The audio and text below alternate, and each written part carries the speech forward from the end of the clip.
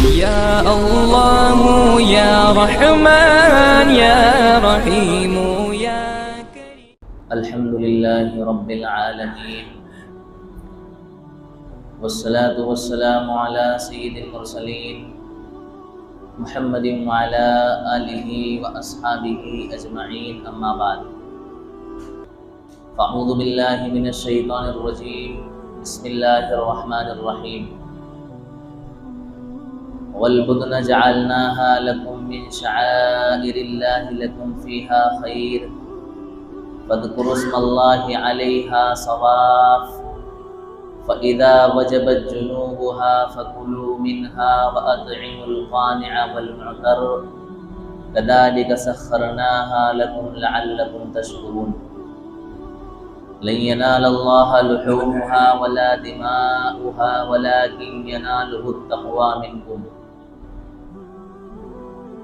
وقال الله تعالى فصل لربك وانحر. صدق اللہ العظیم.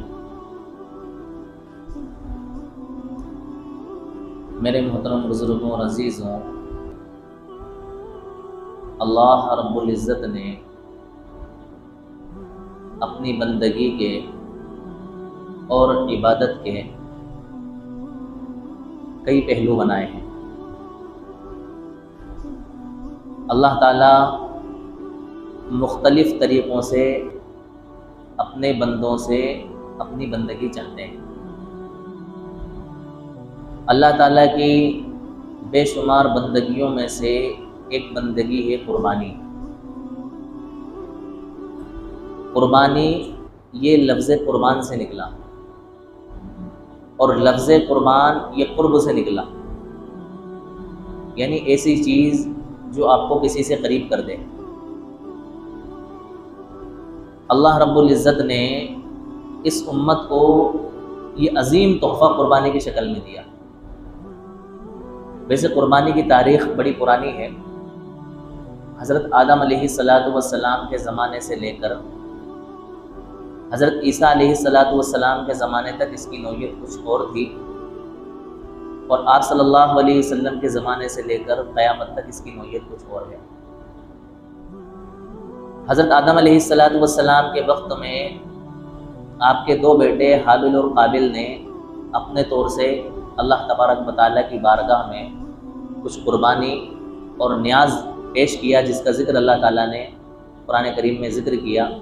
وَاتْلُ عَلَيْهِمْ نَبَأَ ابْنَيْ آدَمَ بِالْحَقِّ اذ قربا قربانا فتقبل من احدهما ولم يتقبل من الاخر. اس کے اندر اللہ تعالیٰ نے بتلایا کہ اہل کتاب کو آپ بنی آدم کے دو بچوں کا، دو لڑکوں کا ذکر واضح طور پر صحیح طریقے پر بتلا دیجئے کہ ان دونوں نے اللہ تبارک و تعالیٰ کی بارگاہ میں قربانی پیش کی، تو ان میں سے ایک کی قربانی کو قبول کر لیا گیا اور دوسرے کی قربانی کو قبول نہیں کیا گیا. علماء مفسرین لکھتے ہیں کہ حضرت آدم علیہ السلام کے بیٹے حابل نے جانی قربانی اللہ تبارک و تعالیٰ کے سامنے پیش کی. اللہ تعالیٰ نے اس کو قبول کیا، اور حضرت آدم علیہ السلام کے دوسرے بیٹے قابل نے کھیتی وغیرہ میں سے جو غلہ پیدا ہوتا ہے اس کی کچھ قربانی پیش کی، جو اللہ تعالیٰ کی طرف سے قبول نہیں کی گئی. پہلے کی امتوں میں قبولیت کی شکل یہ ہوا کرتی تھی، آسمان سے ایک آگ آتی اور جو نذرانہ اور جو قربانی اللہ تعالیٰ کے لیے پیش کی جاتی وہ کسی میدان میں رکھ دی جاتی. وہ آگ آ کر کے اس قربانی کو جلا دیتی، تو یہ سمجھا جاتا کہ یہ قربانی اللہ تعالیٰ کی بارگاہ میں کیا ہو گئی؟ قبول ہو گئی. اور اگر آگ اس چیز کو نہیں جلاتی تو یہ سمجھا جاتا کہ یہ قربانی اللہ تعالیٰ نے قبول نہیں فرمائی. اس کا بھی ذکر اللہ تعالیٰ نے قرآن کریم میں فرمایا، الذین قالوا ان اللہ عہد الینا الا نؤمن لرسول حتی یأتینا بقربان تأکلہ النار. تو پتہ یہ چلا کہ پہلے کی امتوں میں جو قربانی کی قبولیت کی شکل تھی وہ یہ تھی کہ آپ اپنی قربانی کو کسی میدان میں لے جا کر کے رکھ دیں، پیش کر دیں. اللہ کے نبی جو اس وقت کے ہوتے وہ دعا کرتے اور اللہ تعالیٰ کی طرف سے آگ آتی، آگ آ کر کے اس کو جلا دیتی، تو سمجھ لیا جاتا کہ آپ کی قربانی کیا ہو گئی؟ لیکن قربان جائیں اللہ تعالیٰ کی شفقت اور محبت پر، اللہ تعالیٰ نے اس امت کے لیے اپنا قانون بدل دیا۔ اب آپ کو اپنی قربانی اس طرح سے میدانوں پر اور پہاڑوں پر جا کر کے رکھنے کی ضرورت نہیں ہے، بلکہ آپ قربانی کریں، صرف نیت ہماری رکھیں، ہمیں خوش کرنے کی غرض سے اور نیت سے قربانی کریں۔ اس قربانی کو خود آپ ہی استعمال کریں، اپنے کام میں لائیں، غریبوں میں تقسیم کریں، رشتہ داروں کو کھلائیں، خود ہی فائدہ اٹھائیں۔ اور اس کا ذکر فرما دیا، لن ینال اللہ لحومها ولا دماؤها ولکن ینالہ التقوی منکم، کہ تمہاری قربانی کا نہ تو گوشت تو ہمارے پاس میں پہنچتا ہے، نہ ہی تمہارے قربانی کا خون ہمارے پاس میں پہنچتا ہے، ہمارے یہاں تو تمہارے دلوں کا تقویٰ پہنچتا ہے کہ تم نے کتنی خوشنودی کے ساتھ اور کتنی محبت کے ساتھ ہماری بارگاہ میں کیا کی ہے، قربانی پیش کی۔ بڑی محبت کا اور جذبات کا سبق اللہ تعالیٰ نے اس قربانی کے اندر رکھا ہے، اور ان باپ اور بیٹے کی شفقتوں کو اور ان کی محبتوں کو یادگار بنایا اللہ تعالیٰ نے قیامت تک کے لیے۔ یہ قربانی ہم اس لیے تو کرتے ہیں، حضرت ابراہیم علیہ السلام اور حضرت اسماعیل علیہ السلام کی یادگار میں اور پیارے حبیب آقا مدنی محمد عربی صلی اللہ علیہ وسلم کی اتباع میں ہم قربانی انجام دیتے ہیں۔ صحابہ نے پوچھا کہ یہ قربانی کیا چیز ہے؟ اللہ کے رسول صلی اللہ علیہ وسلم نے فرمایا، سنت ابیکم ابراہیم، تمہارے جد امجد حضرت ابراہیم علیہ السلام کی سنت ہے۔ پوچھا یا رسول اللہ اس کے اوپر ہمیں کیا ملے گا؟ فرمایا ہر بال کے بدلے تمہیں ایک نیکی ملے گی۔ صحابہ نے پوچھ لیا یا رسول اللہ اگر وہ جانور اون والا ہو تو؟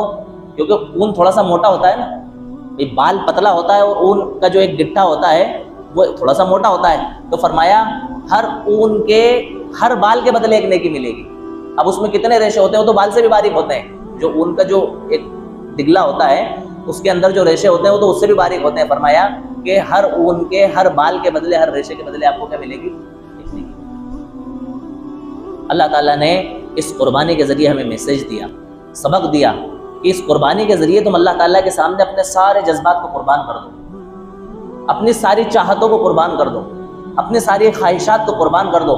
جس طرح سے حضرت ابراہیم علیہ السلام نے اللہ تعالیٰ کی بارگاہ میں بغیر چو چرا کیے ہوئے، بغیر ٹال مٹول کیے ہوئے، بغیر اس حکمت کے اندر فلسفہ حکمت اور بغیر اس حکم کے اندر حکمت اور فلسفہ تلاشے ہوئے، بغیر اللہ تبارک و تعالیٰ سے سوال اور جواب کیے ہوئے اپنے بیٹے کو اللہ کی بارگاہ میں کیا کر دیا؟ قربان کر دیا۔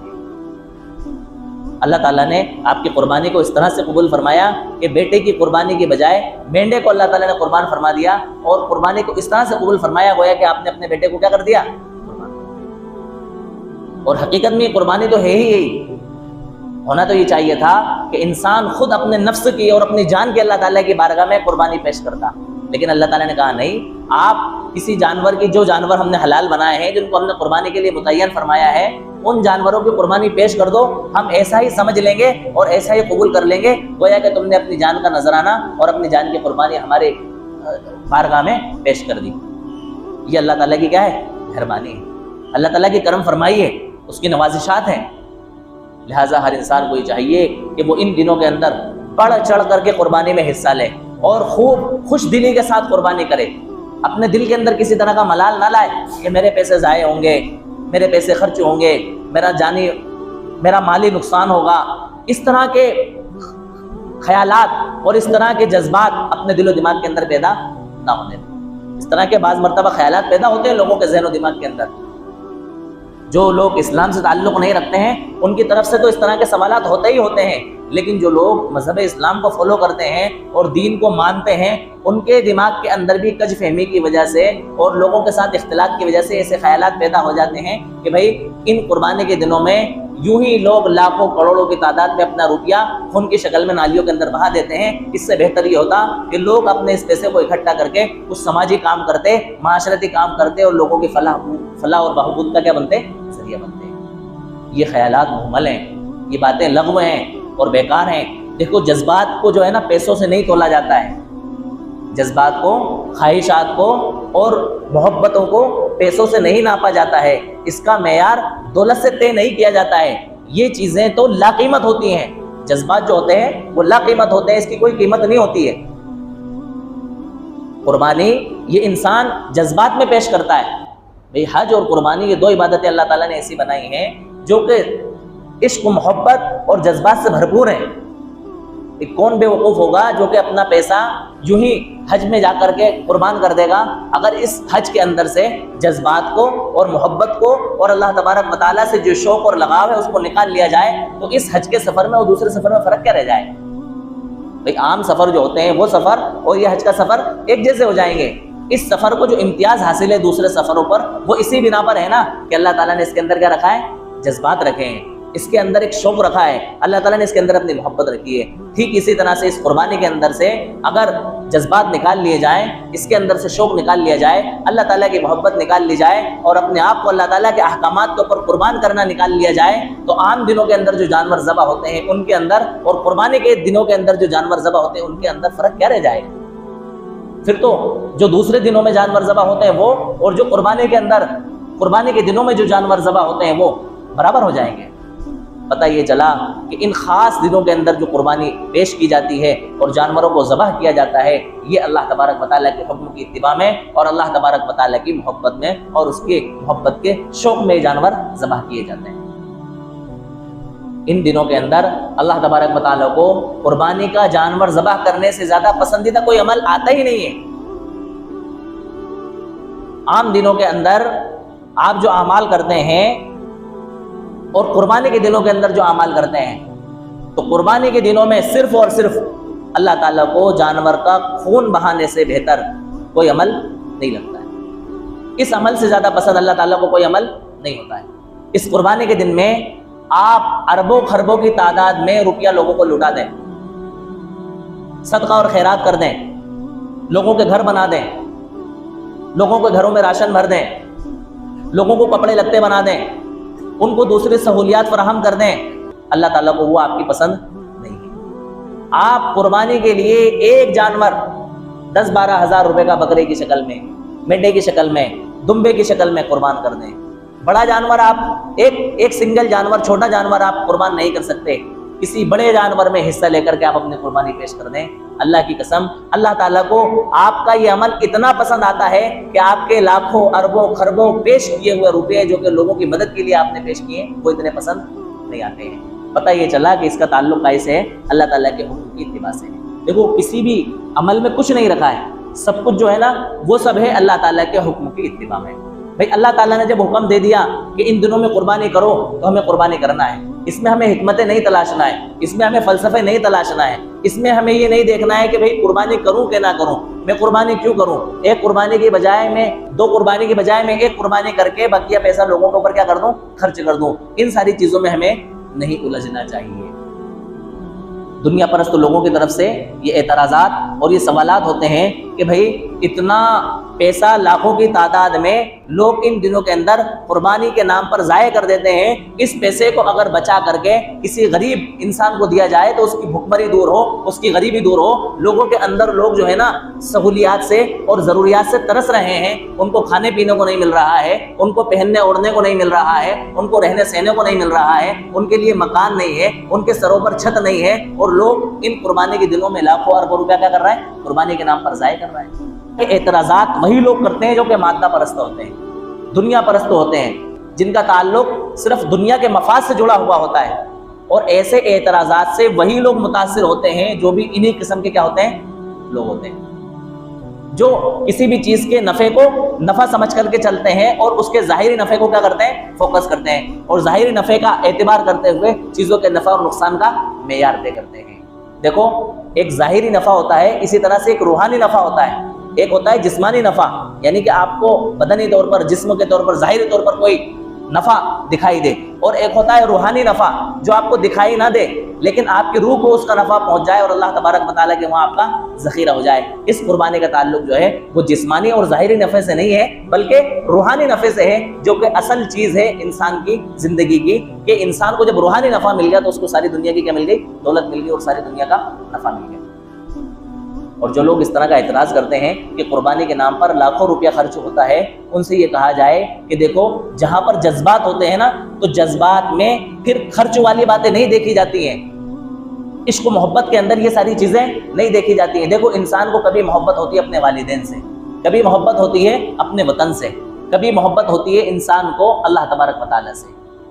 تو انسان اپنے والدین پر بھی خرچ کرتا ہے، کبھی والدین بیمار ہو جاتے ہیں تو ان کی بیماری کے اندر بھی روپیہ پیسہ کیا ہوتا ہے؟ خرچ کیا جاتا ہے. لیکن کوئی بھی انسان یہ نہیں کہتا کہ بھائی اس انسان نے اپنا پیسہ اپنے والدین کو صحیح کرنے کے لیے ہاسپٹل کے اندر اتنا پیسہ لگا دیا، بلکہ کیا کہتا ہے انسان کہ میں نے اپنی محبت میں، اپنے والدین کی محبت میں کیا کیا ہے؟ پیسہ خرچ کیا. اسی طرح سے ہر ملک کے اندر ایک قومی دن منایا جاتا ہے، آزادی کا دن منایا جاتا ہے، سرکاری طور پر بڑے پیمانے پر اس پر پیسہ خرچ کیا جاتا ہے. کبھی کوئی انسان یہ نہیں کہتا کہ اس ملک نے بے وقوفی کی اور لاکھوں اربوں کی تعداد میں آزادی کے نام پر پیسے کو کیا کر دیا؟ خرچ کر دیا، یوم آزادی کے نام پر پیسہ لٹا دیا. بلکہ جو انسان اس چیز کو نہ سراہے، اس چیز کے اندر حصہ نہ لے، اس کو کہا جاتا ہے کہ یہ انسان اپنے ملک سے محبت نہیں کرتا ہے بلکہ ملک کا کیا ہے؟ غدار ہے. تو ایسے ہی محبت انسان کو بسا اوقات کیا ہونا چاہیے؟ اوریجنل میں اللہ تبارک و تعالیٰ سے ہوتی ہے. جو چیز اللہ تعالیٰ کے نام پر خرچ کی جائے اور جو پیسہ اللہ تعالیٰ کے نام پر خرچ کیا جائے، وہ پیسہ ضائع کیسے ہو سکتا ہے، بیکار کیسے ہو سکتا ہے، اور اس سے محبت کا پہلو کیسے نکالا جا سکتا ہے؟ بلکہ انسان جب بھی پیسہ خرچ کر رہا ہے تو گویا کہ وہ اللہ تبارک و تعالیٰ کی محبت میں کیا کر رہا ہے؟ پیسہ خرچ کر رہا ہے. اور سوچنے کی بات تو یہ ہے کہ یہ انسان کون سا پیسہ خرچ کر رہا ہے اور کون سی دولت خرچ کر رہا ہے؟ انسان وہی دولت خرچ کر رہا ہے جو دولت اللہ تبارک و تعالیٰ نے اس کو دی ہوئی ہے. اگر اللہ تعالیٰ نے اس کو یہ دولت نہ دی ہوتی تو یہ خرچ کرتا؟ تو اللہ تعالیٰ کی دی ہوئی دولت کو ہی اگر انسان اللہ تعالیٰ کے احکام میں اور اللہ تعالیٰ کے حکم کے اتباع میں خرچ نہیں کرے گا تو کہاں کرے گا؟ اور جو لوگ یہ باتیں کرتے ہیں کہ بھائی قربانی کے نام پر پیسہ یوں ہی ضائع کیا جاتا ہے اور یوں ہی برباد کیا جاتا ہے، تو ذرا تھوڑا سا وہ اپنا لیول نیچے لا کر کے یہ غور کریں کہ جو وہ اپنی شادی بیاہ کے نام پر فضولیات پر یوں ہی لاکھوں کی تعداد میں پیسہ خرچ کر دیتے ہیں، اس کو کیا کہیں گے؟ بتائیں آپ. اس کو ضائع پیسہ نہیں کہیں گے، اس کو پیسہ برباد کرنا نہیں کہیں گے، اس کو پیسہ بگاڑنا نہیں کہیں گے، بلکہ وہ بھی کیا ہوا؟ پیسہ ضائع خرچ کرنا ہوا، فضول خرچ کرنا ہوا. لہٰذا ایسے لوگوں کو یہ چاہیے کہ اپنی شادی بیاہ کے پیسے کو بچا کر کے غریب لوگوں کی کیا کریں؟ مدد کریں اور تعاون کریں. اور رہی بات یہ کہ قربانی کے دنوں میں قربانی نہ کر کے اس پیسے سے غریبوں کی مدد کی جائے، تو حقیقت یہ ہے کہ جو لوگ قربانی انجام دیتے ہیں وہی لوگ سب سے زیادہ صدقہ اور خیرات کرتے ہیں اور زکوٰۃ ادا کرتے ہیں. تو اس کا یہ مطلب نہیں ہے کہ قربانی میں جو پیسہ خرچ ہوتا ہے یا قربانی کے نام پر جو جانور خریدے جاتے ہیں تو اس کی وجہ سے لوگ غریب لوگوں کا دھیان نہیں رکھتے ہیں، غریب لوگوں کا خیال نہیں رکھتے ہیں. بلکہ حقیقت یہ ہے کہ مذہب اسلام نے جتنا غریبوں کا خیال رکھا ہے اور جتنا ان کو تعاون کرنے کی اپیل کی گئی ہے، کسی اور مذہب میں اتنا دھیان اور اتنا خیال نہیں رکھا گیا ہے. واحد مذہب اسلام ایسا ہے جس نے غربت کا بڑا زبردست خیال رکھا ہے اور لوگوں کو اس کی ترغیب دی ہے، اس کی تعلیم دی ہے. اور جتنے لوگ انسانیت پر ترس کھاتے ہیں، رحم کھاتے ہیں اور غریبی کا درد ان کے دلوں کے اندر پیدا ہوتا ہے، وہ مذہب اسلام کی تعلیم ہی سے پیدا ہوتا ہے. بھئی مذہب اسلام نے سکھلایا ہے کہ غریبوں کے اوپر کیا کرنا ہے؟ خرچ کرنا ہے، ان کے اوپر ترس کھانا ہے. تو جتنے لوگوں میں ہمدردی اور رحم دلی پیدا ہوتی ہے وہ اسی بنا پر پیدا ہوتی ہے کہ بھئی مذہب اسلام نے اس بات کی تعلیم دی ہے کہ غریب لوگوں کا کیا جائے؟ خیال رکھا جائے. اس بات سے انکار نہیں کیا جا سکتا کہ یقیناً دنیا کے اندر ابھی بھی بہت سارے لوگ غریب پائے جاتے ہیں. ان کی غریبی کا، ان کے روزگار کا اور ان کے معاش کا ساری دنیا کو فکر کرنا چاہیے. لیکن اس کے لیے قربانی جیسے محبوب عمل کو ترک نہیں کیا جا سکتا. اس کے لیے قربانی جیسے محبوب عمل کو چھوڑ کر کے اس غریبی کو مٹانے کی اور غریبی کو ختم کرنے کی پلاننگیں نہیں کی جا سکتی. یہ عمل بھی چلتا رہے گا، اس کے ساتھ ساتھ غریبی کو ختم کرنے کی پلاننگیں بھی چلتی رہیں گی. جو لوگ قربانی کرتے ہیں وہ وقتاً فوقتاً صدقہ اور خیرات اور اپنی زکوٰۃ نکال کر کے غریب لوگوں تک اپنی مدد کو کیا کرتے رہتے ہیں؟ پہنچاتے رہتے ہیں. اور جو لوگ اس طرح کے اعتراضات کرتے ہیں، سوالات کرتے ہیں کہ قربانی کے نام پر لاکھوں کی تعداد میں روپیے اور پیسے برباد کر دیے جاتے ہیں، وہ لوگ ایک ڈھیلا بھی خرچ نہیں کرتے صدقہ اور خیرات کے نام پر اور زکوٰۃ کے نام پر، صرف اعتراضات کرتے ہیں. اور جب ان کی خود کی ضروریات پیدا ہوتی ہیں تو وہاں پر ان کے سامنے غریبی ختم ہو جاتی ہے، وہ لاکھوں اربوں روپے یوں ہی ضائع کر دیتے ہیں، پھر ان کو غریبی یاد نہیں آتی. لہٰذا ایسے موقع پر ہمیں خوش دلی کے ساتھ میں قربانی کرنا چاہیے اور بڑھ چڑھ کر کے اس قربانی کے اندر ہمیں حصہ لینا چاہیے. ان دنوں کے اندر اللہ تعالیٰ کو قربانی کے عمل سے زیادہ کوئی عمل پسند نہیں آتا ہے. حضرت عائشہ رضی اللہ تعالیٰ عنہ کی روایت ہے، اللہ کے رسول صلی اللہ علیہ وسلم نے فرمایا کہ اللہ تبارک و تعالیٰ کو 10 ذی الحجہ کے دن قربانی کے جانور کا خون بہانے سے زیادہ پسندیدہ کوئی عمل نہیں ہے. کل قیامت کے دن یہ جانور اپنے سینگوں، اپنے کھروں اور اپنے بالوں سمیت آئے گا، جو کہ قربانی کرنے والے شخص کے لیے نیکیوں کا ذریعہ اور سبب بنے گا. لہٰذا تمہیں یہ چاہیے کہ تم خوش دلی کے ساتھ کیا کیا کرو؟ قربانی کیا کرو. تو اس میں ہمیں دل خاطر نہیں ہونا چاہیے. اور دیکھو اللہ تعالیٰ نے ایک نظام بنایا، اللہ تعالیٰ نے ایک نظام بنایا کہ جس چیز کی جتنی ضرورت ہے اتنی پیدا اللہ تعالیٰ نے فرما دی۔ اچھا بعض مرتبہ لوگ یہ کہتے ہیں کہ بھائی ان بے زبان جانوروں پر یہ ظلم کیا جاتا ہے۔ کیا کیا جاتا ہے؟ ظلم کیا جاتا ہے، ان کو موت کے گھاٹ اتار دیا جاتا ہے قربانی کے نام پر۔ یہ بھی بے جا سوال ہے اور یہ بھی بے جا اعتراض ہے۔ دیکھو صرف جانوروں کو قربانی کے نام پر ذبح کر دینا اور اس کے لیے یہ اشکال پیدا کرنا کہ بھئی جو ہے نا جانور کو قربانی کے نام پر ذبح کر دیا جاتا ہے جس کی وجہ سے لاکھوں جانوروں کو موت کے گھاٹ اتار دیا جاتا ہے، یہ فضول کی اور بیکار کی سی بات ہے۔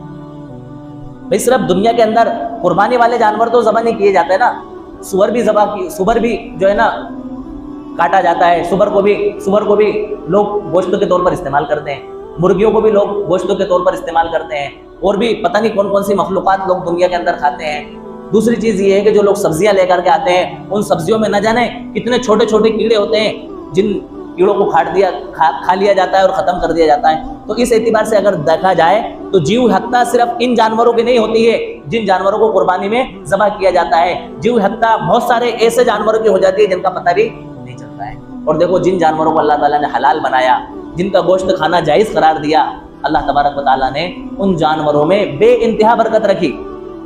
آپ نے دیکھا ہوگا نا کتی جب بچے پیدا ہوتے ہیں، کتی کے وہاں کتیا جب بچے جنتی ہے تو کتنے زیادہ بچے ہوتے ہیں اس کے، ہوتے ہیں کہ نہیں ہوتے ہیں؟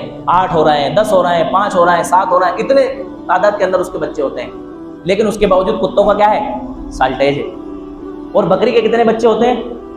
1 2 3 زیادہ سے زیادہ 4 ہے نا۔ اور لاکھوں اربوں کی تعداد میں روزانہ جانور جو ہے نا ذبح ہو رہا ہے بکرا اور بکری کی شکل میں۔ اس کے باوجود کبھی پتہ چلا کہ اب جو ہے نا جانور ملنا مشکل ہو گئے ہیں، بکرے نہیں مل رہے ہیں، بکریاں نہیں مل رہی ہیں، بچے نہیں مل رہے ہیں؟ اللہ تعالیٰ نے اس کے اندر کیا رکھی؟ برکت رکھی۔ بڑے جانور کے اندر آپ دیکھ لیں، اللہ تعالیٰ نے ایک جانور کے اندر 7 حصے رکھے ہیں، لاکھوں کی تعداد میں روزانہ جانور قربان ہو رہا ہے۔ قربان تو نہیں کہیں گے، ذبح ہو رہا ہے، کیونکہ قربانی تو صرف ان مخصوص دنوں میں کہلائے گی جن دنوں کے اندر اللہ تعالیٰ نے قربانی کا حکم دیا۔ آج تک کبھی جانوروں کا سالٹیج پتہ چلا؟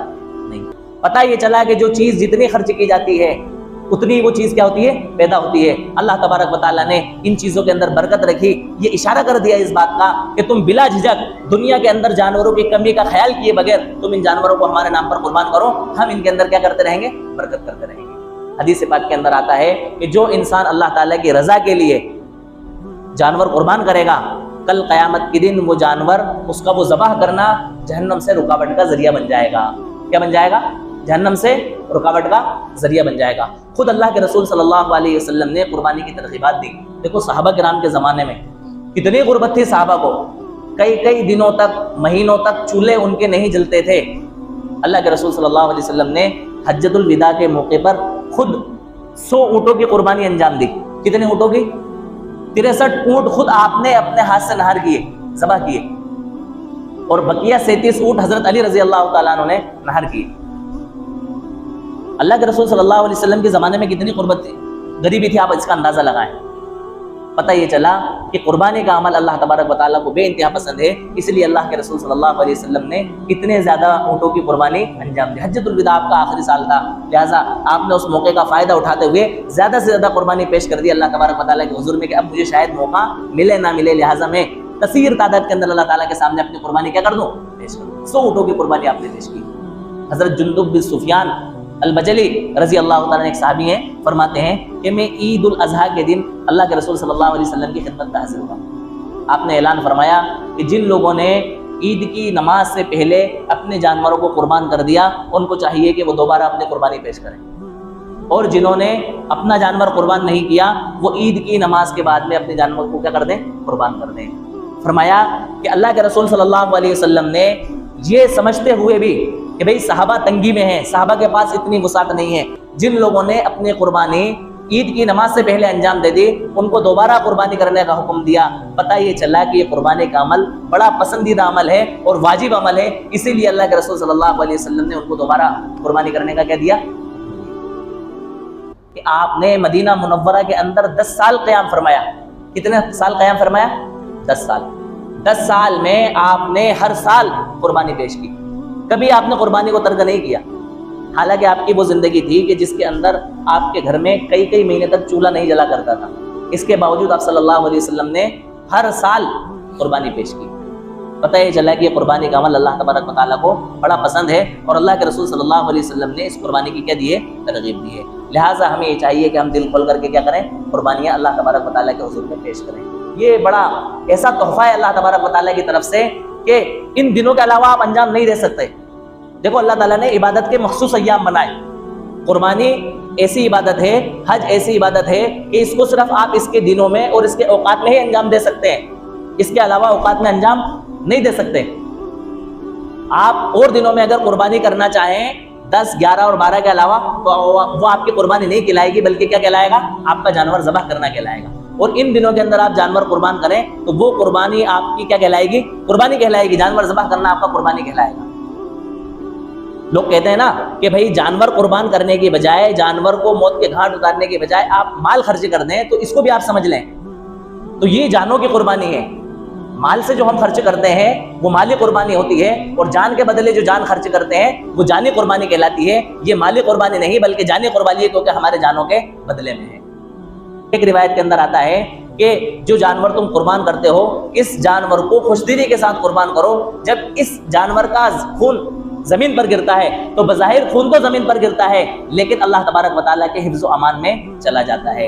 लिहाजा हमें इस कुर्बानी के अमल में किसी तरह का दिल के अंदर कोई मलाल और कोई तंगी महसूस नहीं करना चाहिए कि यार हमने इतने सारे जानवर कुर्बान कर दिए या हम इतनी सारी कुर्बानियां पेश करें। नहीं, बल्कि अपने घर में हर फर्द पर जिस पर भी कुर्बानी वाजिब है उसकी तरफ से इस कुर्बानी को हमें क्या दे देना चाहिए, अंजाम दे देना चाहिए। और अल्लाह तबारक व तआला के हुजूर में, अल्लाह ताला की बारगाह में ये फरीज़ा हमें पेश कर देना चाहिए। देखो ओरिजिनल और हकीकत तो ये है कि हमारे आमाल ऐसे नहीं है कि अल्लाह तबारक व तआला उनको कबूल करें।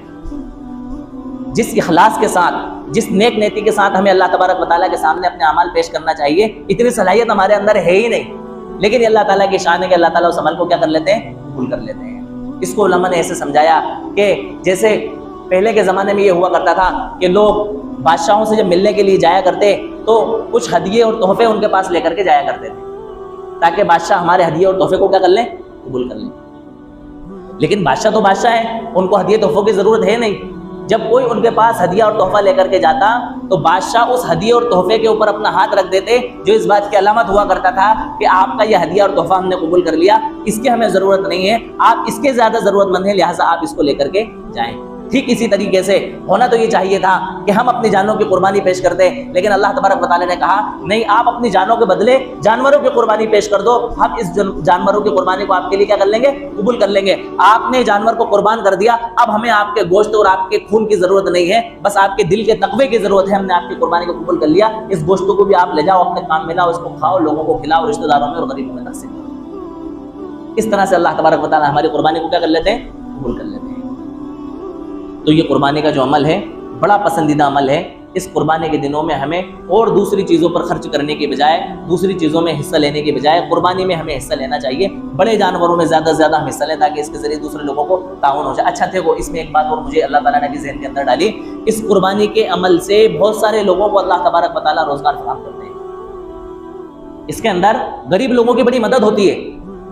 कैसे मदद होती है कि गरीब लोग जानवर पालते हैं, फिर वो जानवर कुर्बानी के लिए तैयार करते हैं और लोग जिनको कुर्बानी करना होता है खरीदने के लिए आते हैं और उनसे खरीद करके लेकर के जाते हैं, जो कि उनके साल भर के माश का जरिया बन जाता है। फिर जब लोग जानवर खरीद करके ले आते हैं और कुर्बान करते हैं तो बहुत सारे वो लोग जिनको साल भर कभी गोश्त मैसर नहीं आता है, उनको अल्लाह तबारक व तआला इस कुर्बानी की बरकत से वहाँ तक क्या कर देते हैं, गोश्त तो पहुँचा देते हैं। आप ये कहेंगे भाई गोश्त तो हर इंसान खा रहा है आज के दौर में, यकीनन खा रहा है, लेकिन बाज़ मरतबा ऐसा होता है कि बहुत सारे घराने ऐसे होते हैं कि साल साल भर उनको बकरे का और बकरी का गोश्त खाना नसीब नहीं होता है। इस कुर्बानी की बरकत से उन गरीब लोगों तक बकरे और बकरी का भी गोश्त पहुँच जाता है। इसके अलावा मजीद ये होता है कि जिन लोगों का इस जानवरों को ज़बह करने का और इनको साफ सफाई करने का जो काम काज है, उन लोगों को भी इस बहाने का मिल जाता है, रोजगार मिल जाता है। बहुत सारे लोग अभी देखा ना, वहाँ पत्ती बाजार के अंदर लोग पत्तियां बेच रहे हैं, उनको रोजगार मिल रहा है जानवरों की बरकत से।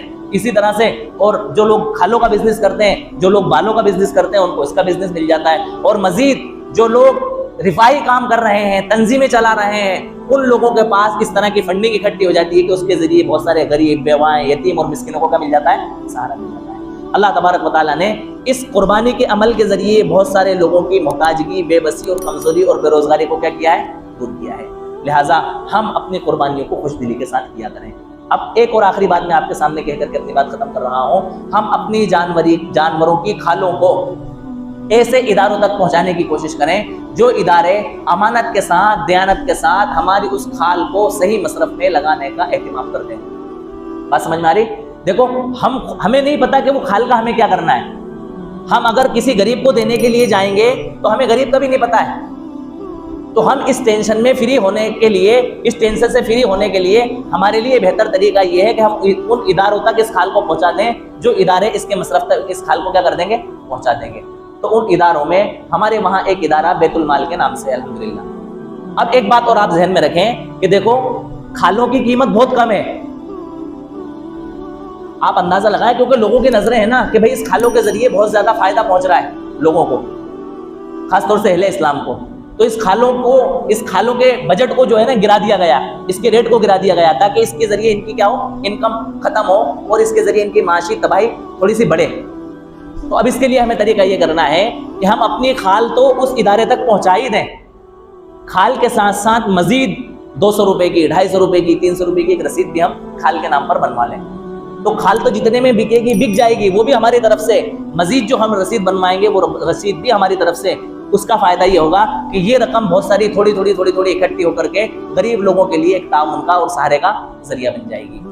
دوسری بات یہ ہے کہ اگر ہم کوئی ایک چھوٹا جانور اپنے گھر کے اندر ذبح کر رہے ہیں یا 2 جانور ذبح کر رہے ہیں اپنی جگہ پر ہے، لیکن بعض مرتبہ ہمارے گھر کی ایسی خواتین ہوتی ہیں کہ جن کے اوپر بھی قربانی ہوتی ہے لیکن ہم ایک سنگل جانور ان کے نام سے قربان نہیں کر سکتے، اتنی استطاعت اور اتنی حیثیت ہماری نہیں ہے.